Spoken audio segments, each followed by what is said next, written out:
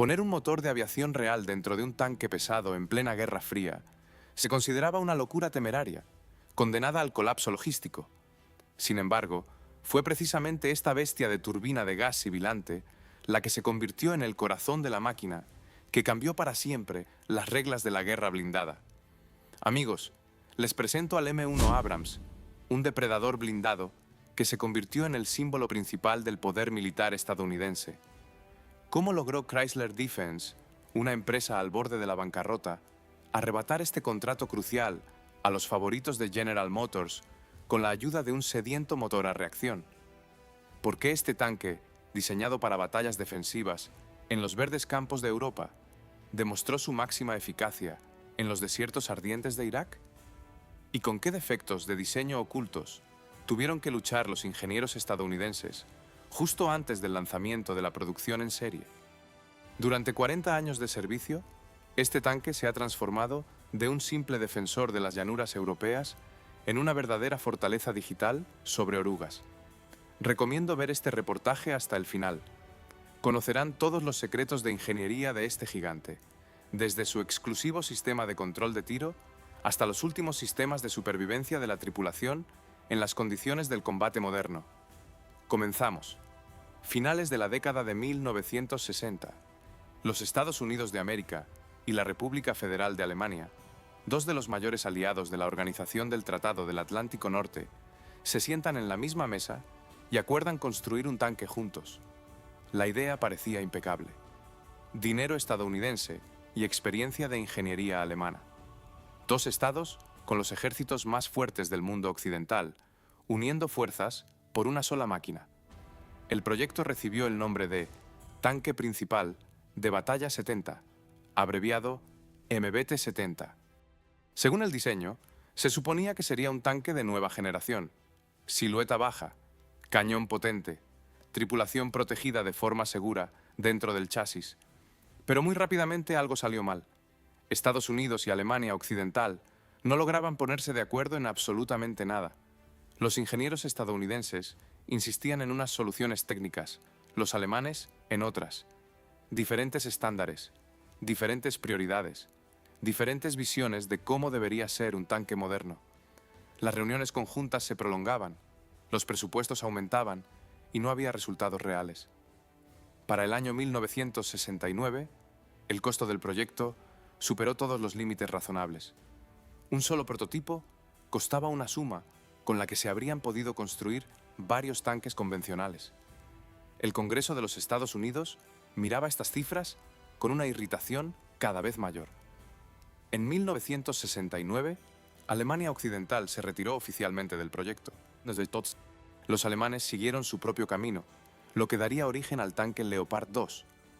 Por su parte, el lado estadounidense se quedó con un costoso prototipo que nunca llegó a ser un vehículo de producción en serie. Pero en lugar de detenerse, el ejército de los Estados Unidos decidió intentarlo de nuevo. El proyecto MB-T-70 fue rediseñado, simplificado y recibió una nueva designación: XM-803. Un nuevo intento, nuevas promesas y de nuevo un fracaso. El XM-803 resultó ser más barato que su predecesor, pero seguía siendo demasiado caro para la producción en masa. En 1971, el Congreso canceló el financiamiento de este proyecto también. 2 proyectos consecutivos, años de trabajo, cientos de millones de dólares y ni un solo tanque en servicio. Para el ejército de los Estados Unidos, esto no era solo un dato incómodo, era un problema con consecuencias concretas. La columna vertebral de las fuerzas blindadas estadounidenses seguía siendo el tanque M60, una máquina diseñada a finales de la década de 1950. Buena para su época, pero el tiempo avanzaba. Al otro lado de la frontera, los diseñadores soviéticos no se quedaban quietos. El tanque T-64 y más tarde el T-72, máquinas con un nivel de protección y armamento fundamentalmente diferente, ya estaban en servicio en los ejércitos del Pacto de Varsovia, la organización que unía a la URSS y a los países de Europa del Este bajo un mando militar único. La brecha se hacía evidente y alguien tenía que cerrarla. En 1972, el Departamento de Defensa de los Estados Unidos tomó la decisión de empezar de nuevo desde cero, sin asociaciones internacionales, sin complicaciones excesivas, un pliego de condiciones técnicas claro y una licitación abierta entre fabricantes estadounidenses. El nuevo proyecto recibió la designación XM815. Este fue el comienzo de la historia que contamos hoy. Año 1972. El Departamento de Defensa de los Estados Unidos publica las especificaciones técnicas para un nuevo tanque. El documento es seco y concreto. El vehículo debe superar a todo lo que tenga el adversario. Debe ser confiable, debe estar protegido y al mismo tiempo debe ser posible fabricarlo realmente en las plantas estadounidenses. Dos empresas respondieron a la licitación. La primera fue Chrysler Defense, una división del conocido consorcio automotriz que llevaba mucho tiempo trabajando con el ejército. Fue precisamente Chrysler la que produjo los tanques M48 y M60, los mismos vehículos que ahora estaban obsoletos y debían ser reemplazados. Había experiencia, había una base de producción, había reputación. La segunda fue General Dynamics Land Systems, una empresa con un perfil diferente, otras tradiciones de ingeniería y una perspectiva distinta sobre cómo debía ser un tanque moderno. Ambos competidores recibieron la tarea de construir prototipos y presentarlos a pruebas. El ejército evaluaría máquinas reales, no presentaciones bonitas. El punto clave de discordia fue el motor.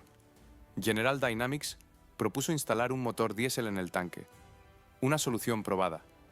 El motor diésel equipa a la mayoría de los tanques del mundo. Es eficiente, relativamente simple de mantener y muy familiar para los mecánicos. Chrysler Defense tomó una decisión diferente. Su prototipo recibió un motor de turbina de gas, el modelo Avco Lycoming AG T1500. Era la misma tecnología que se utilizaba en los helicópteros, no en los tanques. Las comisiones militares miraban esta idea con cautela. Una turbina de gas en un tanque era algo inusual. Era más complejo, era más caro de producir, pero tenía propiedades que un motor diésel no podía replicar. El motor AGT 1500 desarrollaba una potencia de 1500 caballos de fuerza. Para comparar, la mayoría de los motores diésel de tanques de la época entregaban entre 750 y 1000 caballos de fuerza. La turbina de gas aceleraba el vehículo de 50 toneladas, desde el reposo hasta la velocidad de operación, de manera significativamente más rápida. En el campo de batalla, esos segundos importan. Otro dato que al principio suena casi increíble. El motor AGT 1500 es capaz de funcionar con varios tipos de combustible: queroseno de aviación, combustible diésel, gasolina, incluso una mezcla de varios tipos simultáneamente.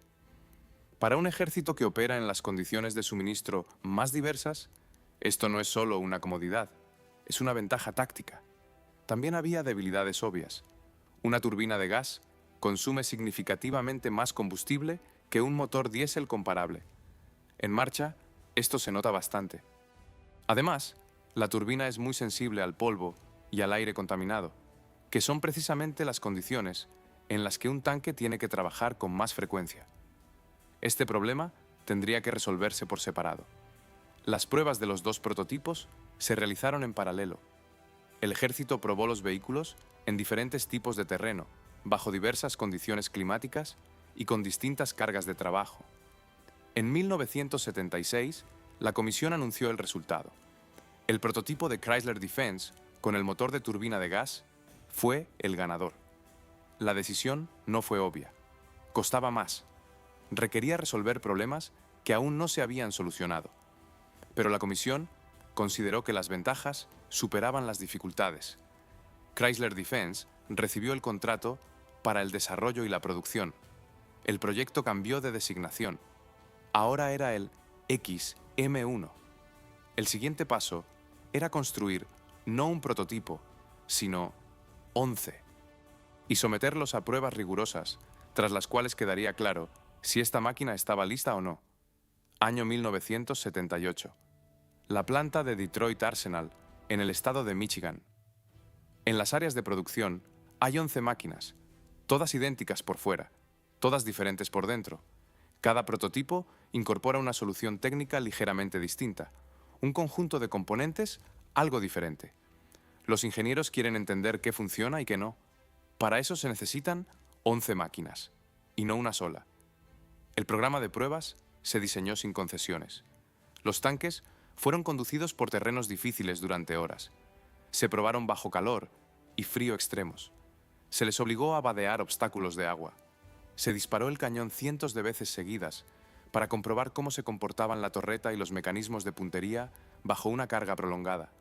Se registró cada avería, cada fallo, cada desviación de la norma.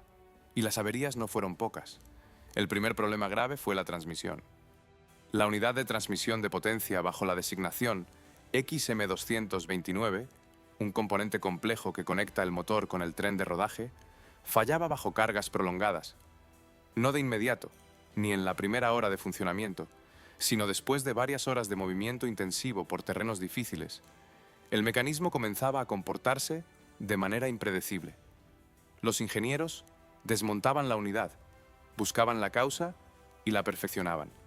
Luego, volvían a probarla. El segundo problema fue la tensión de las orugas. La oruga, bajo ciertos modos de conducción, especialmente al realizar giros bruscos a alta velocidad, perdía tensión más rápido de lo calculado. Esto afectaba la maniobrabilidad y creaba el riesgo de que la oruga se saliera de las ruedas. Para un vehículo de combate, esto era inadmisible. Pero el problema más desagradable resultó ser el tercero, aquel que afectaba directamente a la principal ventaja de todo el diseño, el motor de turbina de gas.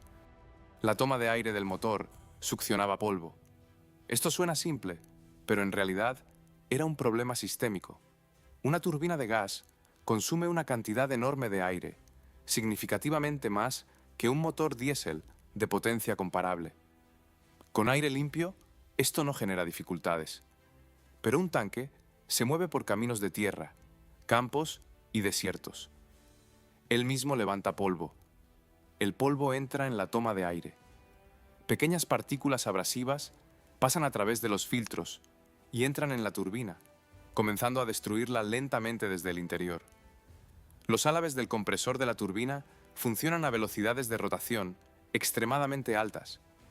Cuando se ven sometidos constantemente a la acción de abrasivos, incluso finos, esto provoca un desgaste gradual. La vida útil del motor se reduce notablemente. Era precisamente en las condiciones polvorientas donde el tanque debía operar, donde el motor funcionaba peor. Los ingenieros de Chrysler Defense y los especialistas de la compañía Avco Lycoming, fabricante del motor, abordaron el problema con total seriedad. El sistema de purificación de aire fue rediseñado.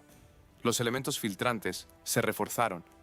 La geometría de la toma de aire se modificó para que las partículas grandes fueran separadas directamente a la entrada. El trabajo requirió varias iteraciones, pero al final se logró resolver el problema hasta un nivel aceptable. Para el año 1979, los 11 prototipos habían completado cientos de horas de pruebas. Los registros de pruebas sumaban miles de páginas. La mayoría de los problemas identificados se habían solucionado o estaban en proceso de resolverse. El ejército tomó la decisión. La máquina estaba lista para la producción en serie. La planta Lima Tank Plant, en el estado de Ohio, y la planta Detroit Arsenal, en el estado de Michigan, recibieron las órdenes de producción. La línea de montaje se puso en marcha ese mismo año, 1979. Los primeros tanques de serie comenzaron a llegar a las tropas. El vehículo recibió la designación oficial M1 y el nombre propio de Abrams, en honor al general Creighton Abrams, comandante de las fuerzas estadounidenses en Vietnam y jefe del Estado Mayor del Ejército de los Estados Unidos, fallecido en 1974. Un hombre que hizo mucho por la modernización de las fuerzas blindadas estadounidenses y que no vivió para ver el resultado. El tanque estaba listo, pero para comprender qué habían construido exactamente los ingenieros, es necesario mirar en su interior. Cuando se observa el M1 Abrams desde el exterior, la primera impresión es la masa. 54 toneladas de metal, cerámica y materiales compuestos. La longitud del chasis es de unos 7,5 metros. El ancho es de 3,5 metros. El vehículo ocupa su espacio con firmeza y sin pedir disculpas. Pero las dimensiones exteriores no son lo más importante. Lo principal es lo que hay dentro. Comencemos con el motor. El bloque AGT 1500, una turbina de gas con una potencia de 1500 caballos de fuerza, ocupa la parte trasera del chasis. Su principio de funcionamiento es cercano al de un motor turboeje de aviación. El aire se succiona, se comprime, se mezcla con el combustible, se enciende y el flujo de gases calientes hace girar la turbina, que a través de un reductor transmite la potencia a la transmisión y luego a las orugas. Para entender la escala, 1500 caballos de fuerza es aproximadamente la potencia que desarrollan 8 o 9 automóviles de pasajeros de clase media juntos. Toda esta potencia trabaja para acelerar el vehículo de 54 toneladas a una velocidad de unos 67 km por hora en carretera y hacerlo rápidamente. El motor arranca en pocos segundos. No requiere mucho tiempo para calentarse. Esta es una de las ventajas prácticas de la turbina frente al motor diésel, especialmente en condiciones de bajas temperaturas, cuando un motor diésel requiere tiempo para alcanzar su modo óptimo de funcionamiento. Hablemos ahora del blindaje. El chasis y la torreta del M1 Abrams están protegidos por el llamado blindaje Chopham. El nombre proviene del centro de investigación británico en Chopham, en el condado de Surrey, donde esta tecnología fue desarrollada en la década de 1960. Los militares estadounidenses y británicos acordaron utilizar este desarrollo de forma conjunta. La esencia del blindaje Chopham es la siguiente. No se trata de una placa de acero monolítica. Es un paquete multicapa en el que se alternan láminas de metal e inserciones cerámicas. Cuando un proyectil perforante o una granada de carga hueca impacta contra este blindaje, la energía del impacto no atraviesa un solo material, sino que se dispersa, se absorbe en los límites entre las capas y se rompe contra la cerámica. La cerámica se destruye en el proceso, pero es precisamente esta destrucción la que absorbe la energía del impacto. La composición exacta del paquete de blindaje Chopham en el M1 Abrams sigue siendo clasificada hasta el día de hoy. No hay datos oficiales sobre los materiales específicos y sus espesores en el dominio público. Este es uno de los pocos aspectos técnicos del vehículo que permanece cerrado más de 40 años después del inicio de la producción. Se sabe otra cosa. La parte frontal de la torreta proporciona una protección equivalente, comparable a varios cientos de milímetros de blindaje de acero convencional frente a proyectiles perforantes de energía cinética. Para municiones de carga hueca los valores son aún mayores. En la versión M1A1, adoptada en 1985, se añadieron elementos de uranio empobrecido al paquete de blindaje. El uranio empobrecido es un subproducto del proceso de enriquecimiento de uranio para la industria nuclear. Es aproximadamente 2,5 veces más denso que el acero. Las placas hechas de este material, integradas en el blindaje, aumentan drásticamente la resistencia contra proyectiles perforantes con un incremento de peso total relativamente pequeño. El arma principal, en el M1A1 y las versiones posteriores, es un cañón de ánima lisa con un calibre de 120 milímetros, desarrollado por la empresa de Alemania Occidental Rheinmetall. La designación del cañón es Rheinmetall RH-120. El tubo liso se utiliza para disparar proyectiles estabilizados por aletas, que se estabilizan en vuelo mediante sus propias aletas traseras. Estos proyectiles vuelan con mayor precisión a la misma velocidad inicial y transfieren más energía al objetivo. La tripulación del tanque consta de 4 personas. El comandante y el artillero se ubican en la torreta. El conductor se sitúa en la parte delantera del chasis, en un compartimento separado especial. El cargador trabaja en la torreta manualmente. El M1 Abrams no tiene un mecanismo de carga automática, a diferencia de varios tanques soviéticos de ese periodo. Esta fue una decisión consciente. La carga manual es más confiable que la automática en condiciones de daños y situaciones imprevistas. La contraparte es un cuarto miembro de la tripulación al que hay que entrenar, alimentar y proteger. La munición se almacena en el nicho trasero de la torreta, separado de la tripulación por mamparos blindados especiales con paneles deslizantes. Si los proyectiles detonan por un impacto, la explosión se dirige hacia afuera, a través de paneles de expulsión en el techo de la torreta, y no hacia el interior, donde está la tripulación. Esta solución ha salvado muchas vidas. La máquina que recibió el ejército de los Estados Unidos en 1979 era más compleja y costosa que cualquier otra cosa que hubiera estado en servicio antes. Pero estaba lista para las amenazas que la esperaban al otro lado del océano. A principios de la década de 1980, Alemania Occidental estaba dividida en dos, no solo por una frontera política. Era una de las líneas más fortificadas del planeta. De un lado, las tropas de la Organización del Tratado del Atlántico Norte. Del otro, los ejércitos de los estados del Pacto de Varsovia, la alianza militar bajo el liderazgo de la Unión Soviética. Y entre ellos, varios cientos de kilómetros de territorio europeo, donde en caso de conflicto habrían chocado miles de unidades de vehículos blindados. Los planificadores militares estadounidenses pensaban en este escenario constantemente, no de forma abstracta, sino concreta, con mapas, con cálculos, con intervalos de tiempo. Entre todas las posibles direcciones de ataque, el llamado Paso de Fulda ocupaba un lugar especial. Se trata de una franja geográfica en el territorio de Alemania Occidental, cerca de la ciudad de Fulda, a unos 100 kilómetros al noreste de Frankfurt del Meno. El terreno allí es relativamente plano, sin obstáculos naturales serios. Una ruta ideal para una ofensiva de grandes formaciones blindadas de este a oeste, directo hacia el Rin y más allá. Los analistas militares estadounidenses consideraban que el Paso de Fulda era una de las rutas más probables para el ataque principal en caso de que comenzara un gran conflicto en Europa. Fue precisamente aquí, en Alemania Occidental, donde se concentraron las fuerzas principales de las divisiones blindadas estadounidenses. Y fue precisamente aquí donde comenzaron a llegar los nuevos M1 Abrams. Los tanquistas que servían en estas unidades estudiaban el terreno al detalle, rutas de movimiento, posiciones para emboscadas, lugares de cruce, campos de entrenamiento donde se practicaban acciones en sectores específicos de esa misma tierra alemana que posiblemente tendrían que defender. Algunas tripulaciones conocían estas rutas de memoria. Las recorrían una y otra vez en los ejercicios. Memorizaban cada curva, cada puente, cada colina con buena visibilidad. Nunca tuvieron que recorrer estas rutas en combate real. En paralelo, el ejército de los Estados Unidos trabajaba en su doctrina táctica. En 1917 y 6, bajo la dirección del general William Dupuy, se desarrolló el manual de campaña del ejército que pasó a la historia bajo el nombre de Defensa Activa.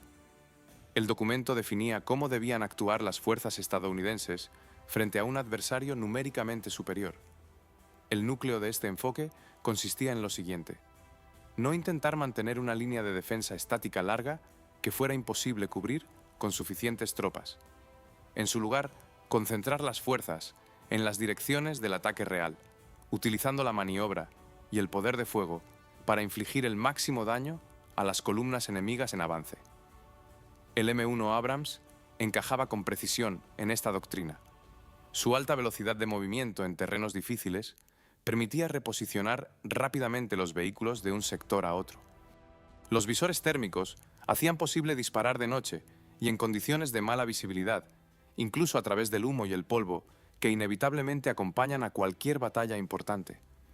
Además de Alemania Occidental, un contingente significativo de M1 Abrams se desplegó en Corea del Sur. Allí la situación era un reflejo: una frontera con Corea del Norte, una alta concentración de blindados en ambos lados y un estado de alerta constante. Pasaron los años. Los ejercicios se sucedían unos a otros. La tensión aumentaba y disminuía según el panorama político. Negociaciones, crisis, nuevas negociaciones.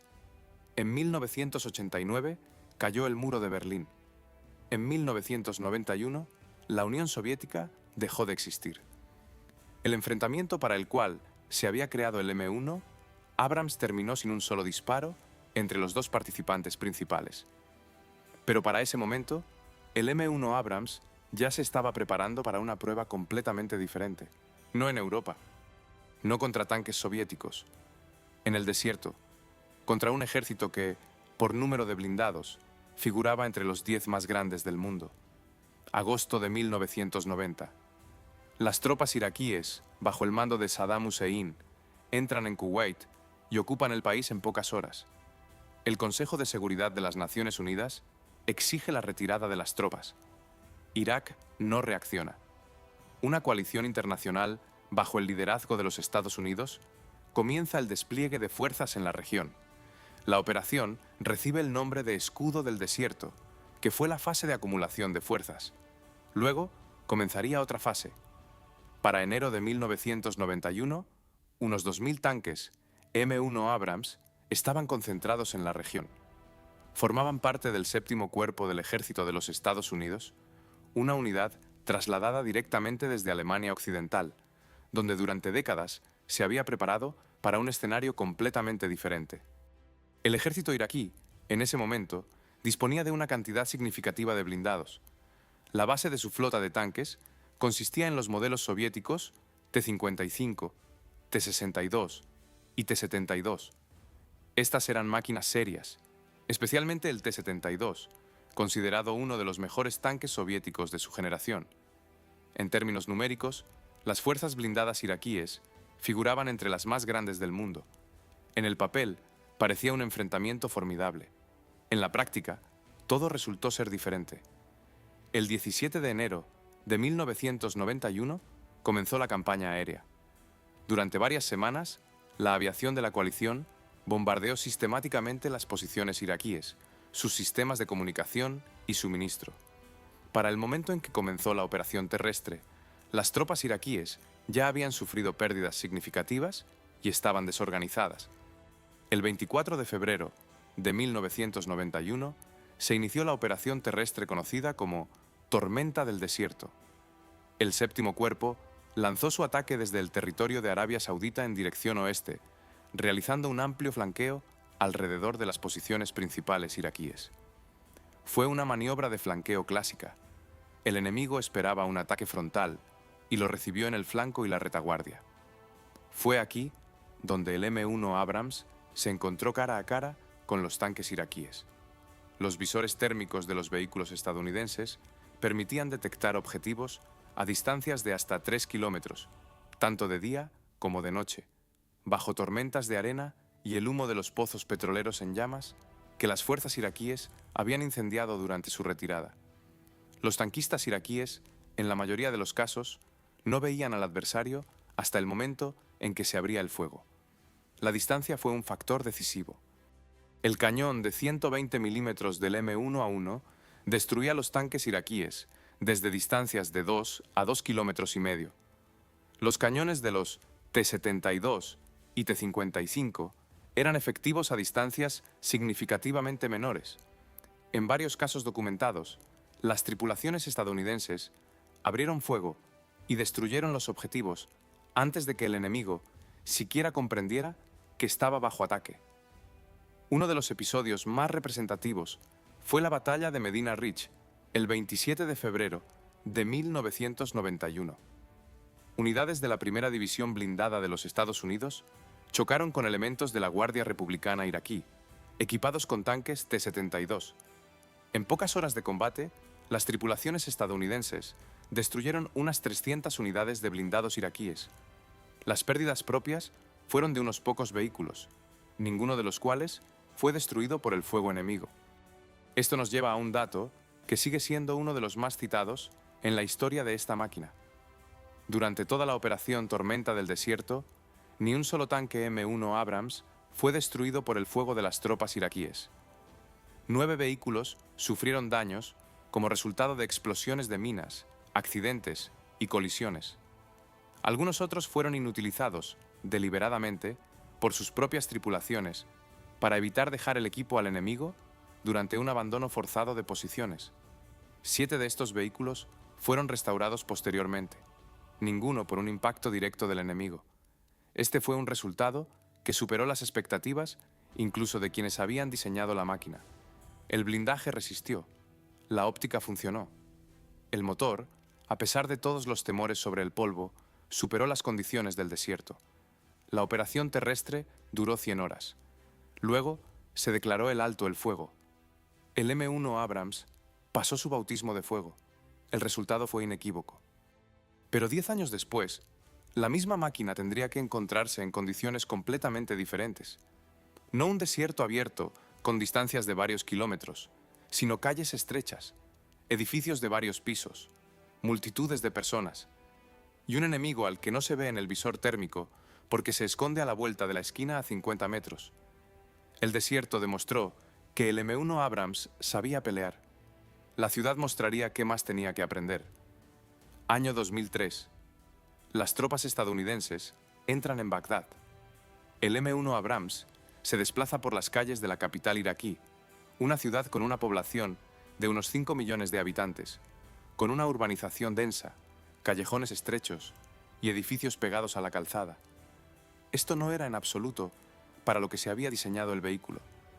Y en el desierto, el tanque ve al enemigo a 2 o 3 kilómetros. En la ciudad, la distancia hasta la siguiente esquina es de 20 metros. En el desierto, la tripulación controla el espacio alrededor del vehículo en 360 grados. En la ciudad, cualquier ventana en cualquier piso de cualquier edificio es una posición potencial de peligro. El M1 Abrams fue creado para enfrentarse a otros tanques en terrenos abiertos. El blindaje de la parte frontal de la torreta y del chasis, multicapa y con elementos de uranio empobrecido en la versión M1A1, proporcionaba una alta protección precisamente desde el frente. Esto es lógico. En un combate de tanques clásico, los vehículos se enfrentan cara a cara y es la sección frontal la que recibe el impacto principal. Pero en la ciudad, todo cambia. Los costados del chasis del M1 Abrams están protegidos de manera significativamente más débil que la parte frontal. La parte trasera también. Esto no es un error de diseño, es un compromiso consciente. No se puede hacer un vehículo igual de protegido por todos sus lados sin un aumento catastrófico de su peso. Pero en entornos urbanos, el enemigo no ataca de frente. Sale de un callejón lateral. Dispara desde la ventana de un segundo piso de arriba hacia abajo. Espera a la vuelta de la esquina con un lanzagranadas. Esto fue, precisamente, lo que se convirtió en el problema principal. En los primeros años de la operación en Irak, varios M1 Abrams sufrieron daños graves por lanzagranadas antitanque portátiles, principalmente por el lanzagranadas soviético RPG-7 y sus modificaciones. Un impacto en el costado o en la parte trasera a corta distancia daba un resultado muy diferente al de un impacto frontal.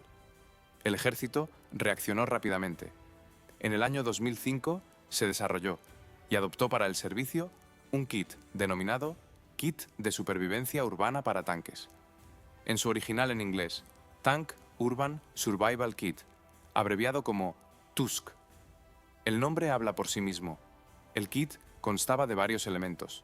Primero, pantallas de blindaje adicionales en los costados del chasis, paneles de rejilla y blindaje reactivo que se montaban sobre el blindaje principal. Su tarea era obligar a la carga hueca a detonar antes de hacer contacto con el blindaje principal. Una carga hueca es un tipo de munición que penetra el objetivo mediante un chorro de metal enfocado a una presión inmensa. Si se le obliga a detonar a cierta distancia del blindaje principal, la energía de ese chorro se disipa antes de alcanzar a la tripulación. Segundo, un escudo protector para la ametralladora del cargador. En la configuración estándar, el cargador tenía que exponerse fuera de la torreta para operar la ametralladora. En condiciones urbanas, esto significaba una vulnerabilidad directa. El escudo permitía disparar con una protección parcial. Tercero, una estación de armas de control remoto para el comandante. El sistema permitía al comandante realizar observaciones y disparar sin abandonar la torreta. En la ciudad, donde el peligro puede venir desde arriba o desde cualquier flanco, esto cambiaba la situación sustancialmente. Cuarto, un teléfono en la parte trasera del tanque. Esta solución parece sencilla, pero surgió por una razón muy concreta. La infantería que opera junto al tanque debe tener una forma de comunicarse rápidamente con la tripulación para informar de una amenaza, corregir el tiro o advertir de un peligro. Golpear el blindaje esperando que lo escuchen adentro no era un método viable. El teléfono en la parte trasera resolvía esta tarea de manera directa y confiable. Paralelamente, se mejoraron los sistemas de observación. Se instalaron cámaras adicionales en los vehículos, dando a la tripulación una visión de los puntos ciegos, el espacio inmediato, al chasis que los visores estándar no lograban cubrir. Esto no fue una revolución en el diseño, fue una adaptación, rápida, práctica y basada en la experiencia de combate real. El ejército le enseñaba al vehículo a combatir allí donde no estaba calculado que lo hiciera inicialmente, y el vehículo aprendió.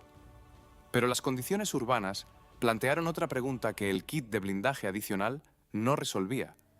Las amenazas se volvían más sofisticadas, dispositivos explosivos improvisados, misiles guiados de nueva generación, un adversario que estudiaba los puntos débiles del M1 Abrams tan metódicamente como los ingenieros estadounidenses estudiaban las formas de eliminarlos.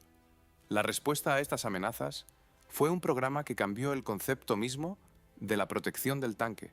No solo un blindaje que soporta el impacto, sino un sistema que evita que el impacto ocurra.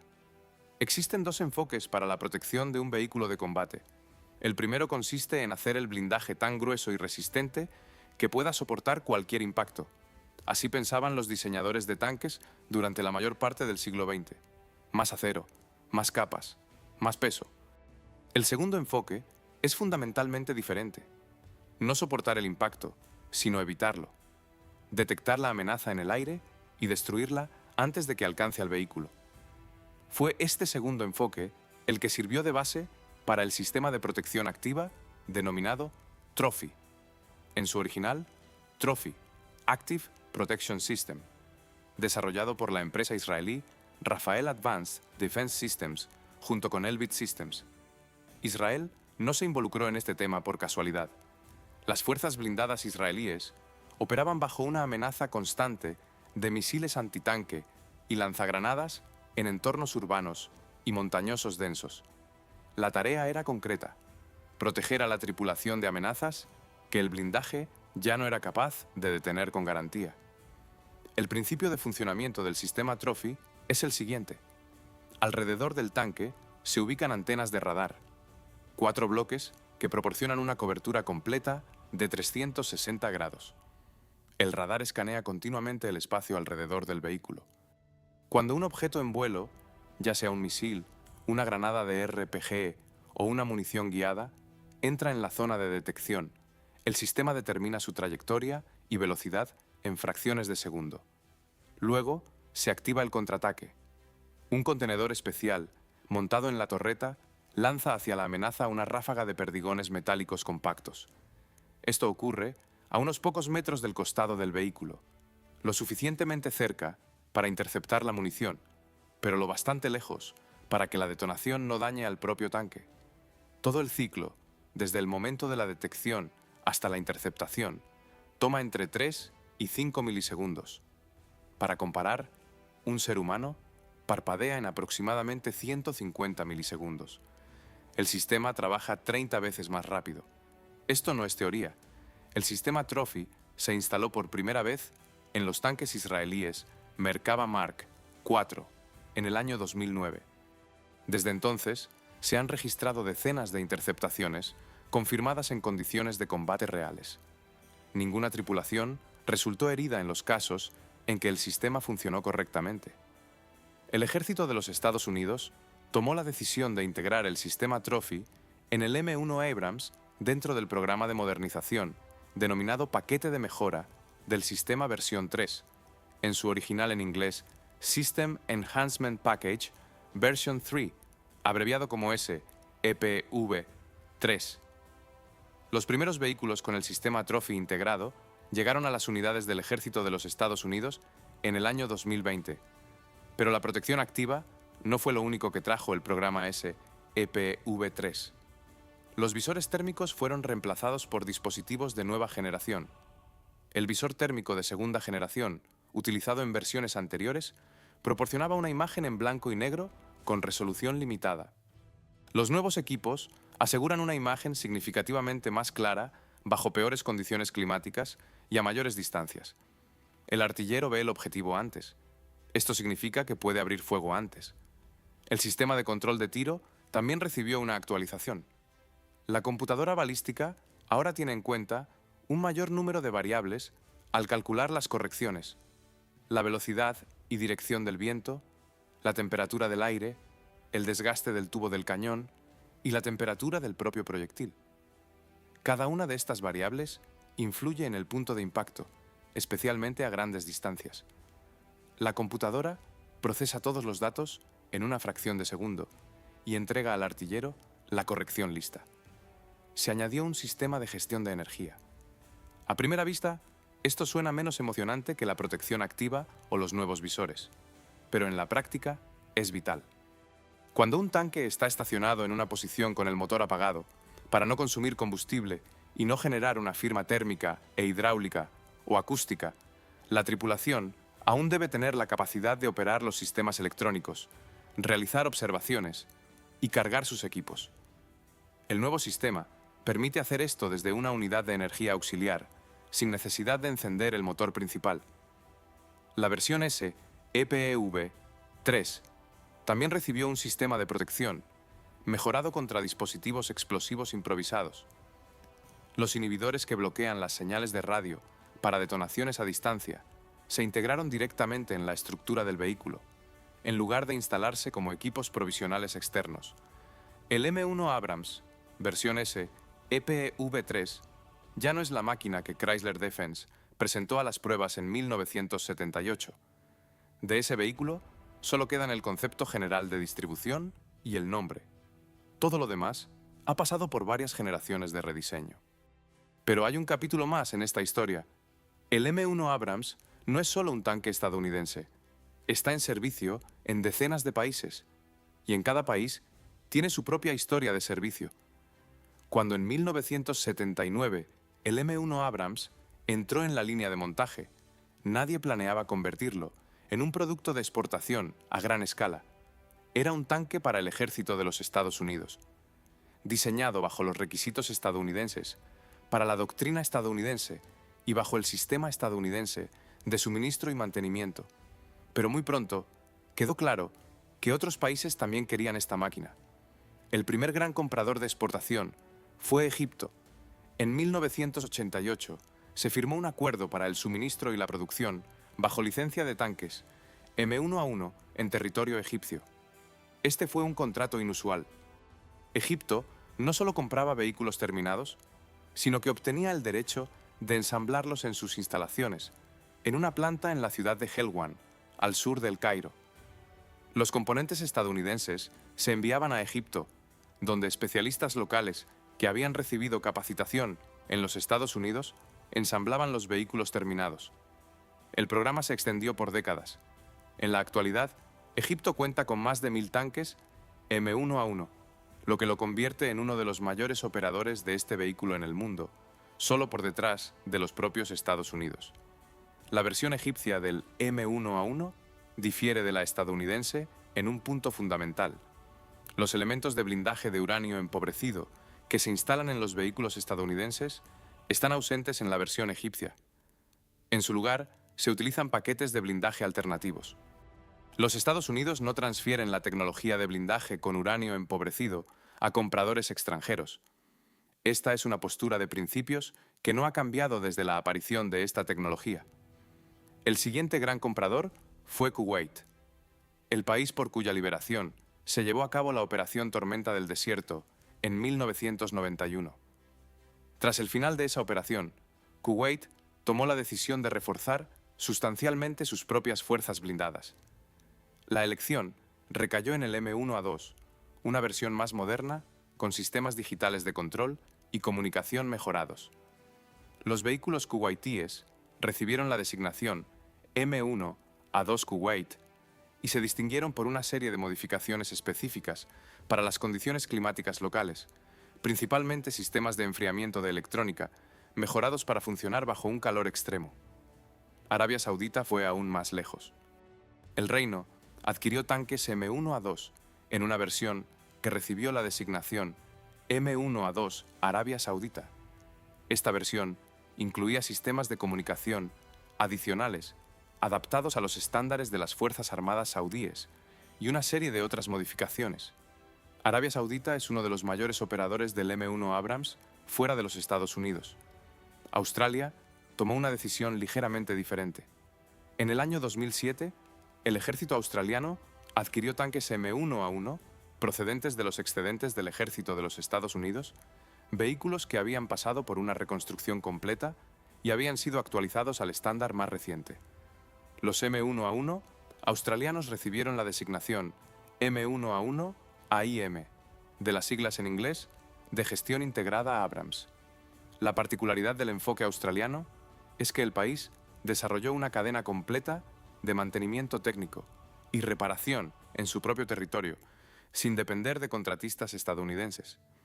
Polonia, en el año 2022, firmó un acuerdo para la adquisición de tanques M1 a 2 versión S EPV-3, la modificación de serie más moderna en ese momento.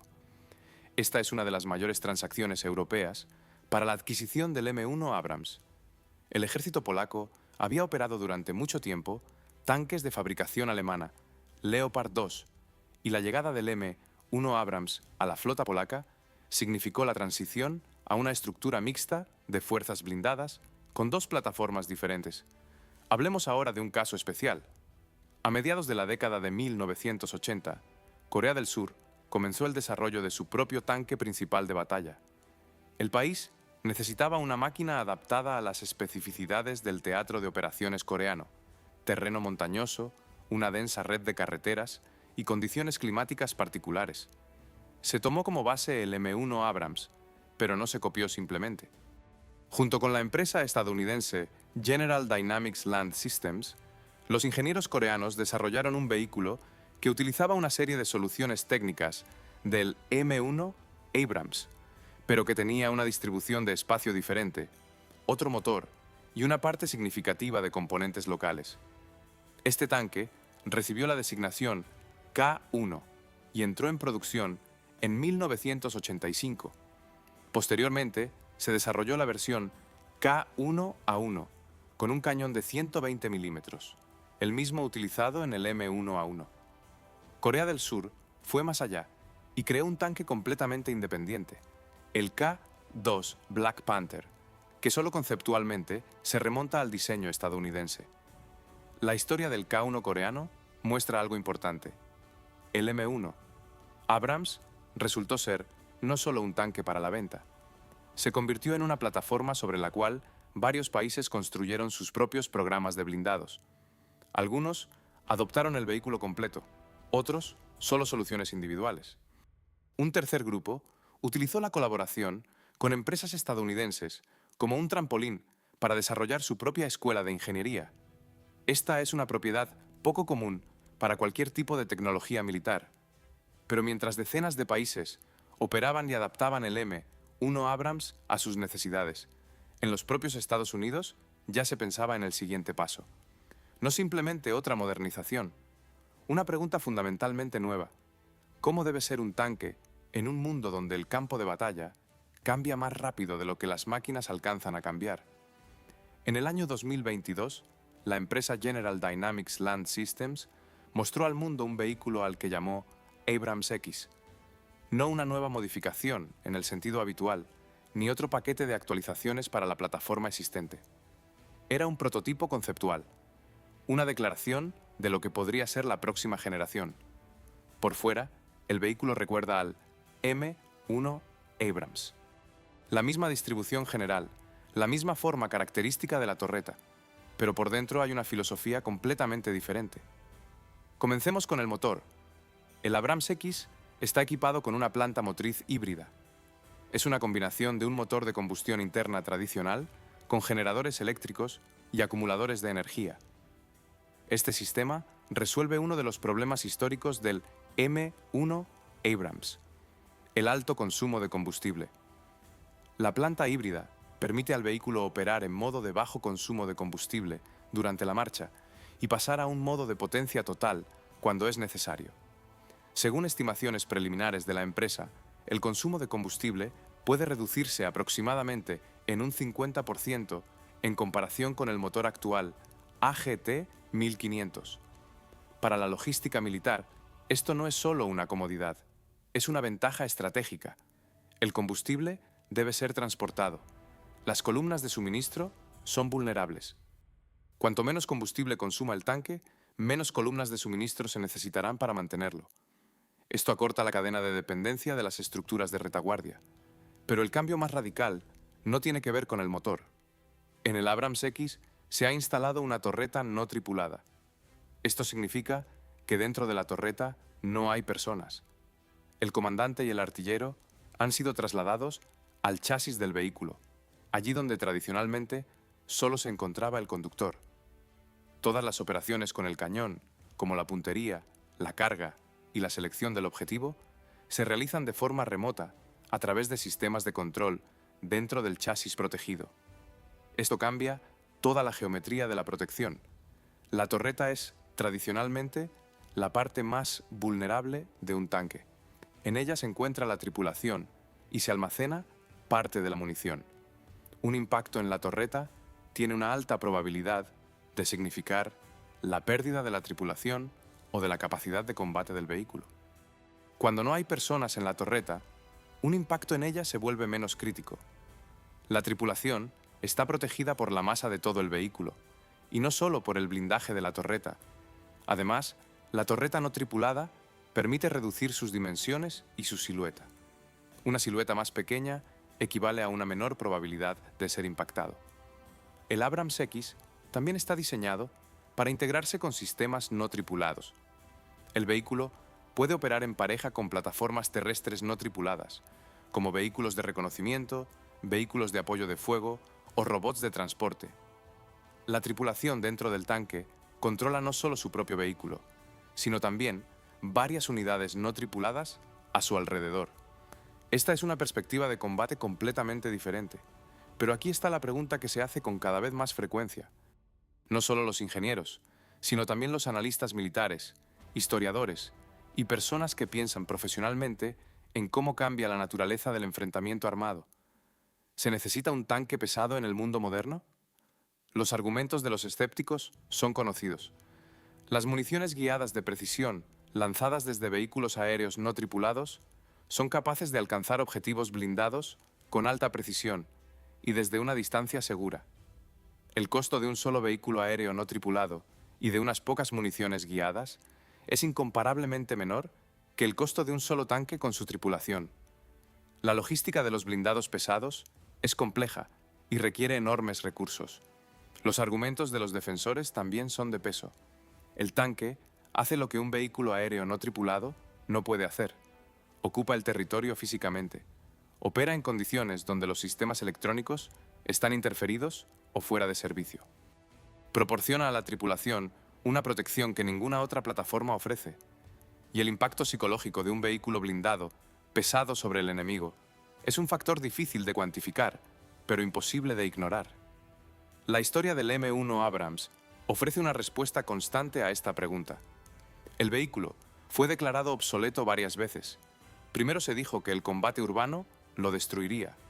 Luego, que los misiles guiados harían que el blindaje perdiera sentido. Después, que los sistemas no tripulados reemplazarían a las tripulaciones. Cada vez, el vehículo se adaptó.